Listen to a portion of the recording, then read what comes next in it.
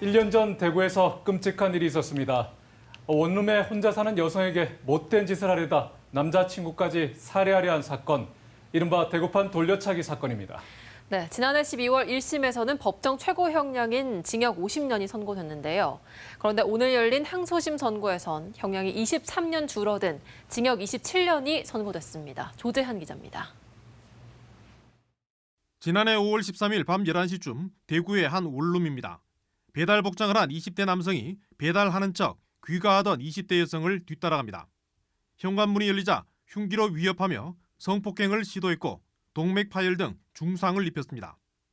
뒤늦게 들어온 남자친구에게도 흉기를 마구 휘둘러 살해하려 한 혐의로 재판에 넘겨졌습니다. 이른바 대구판 돌려차기 사건입니다. 지난해 12월 대구지법 1심에서는 검사가 구형한 징역 30년보다 무거운 징역 50년이 선고됐습니다. 미리 범행 대상을 물색하고 흉기를 구입하는 등 계획적이고 치밀했다는 게 이유였습니다.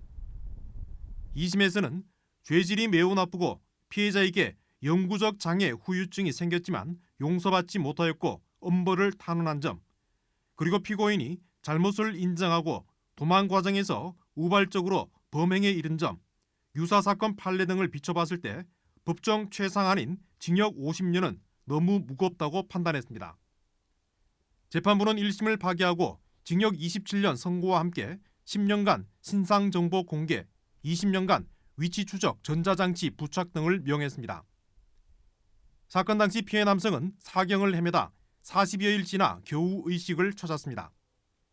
1년이 지난 지금까지 정상적인 사회생활을 못할 정도로 심각한 후유증을 겪고 있다며 고통을 호소하고 있습니다. 용서할 수가 없죠, 절대로. 만약에 그 사람이 나와도 민사를 걸어서 어떻게든 사회생활 못하게 만들어야지. 일은 아예 못하고 있죠. 왜냐하면 손을 지금 제대로 못 써요. 제가. 피해자 측은 평생 고통 가운데 지내야 하는 피해 정도에 비해 너무 가벼운 처벌이라며 반발하는 등 징역 50년에서 27년으로 줄어든 감형을 두고 논란이 이어질 것으로 보입니다. MBC 뉴스 조재한입니다.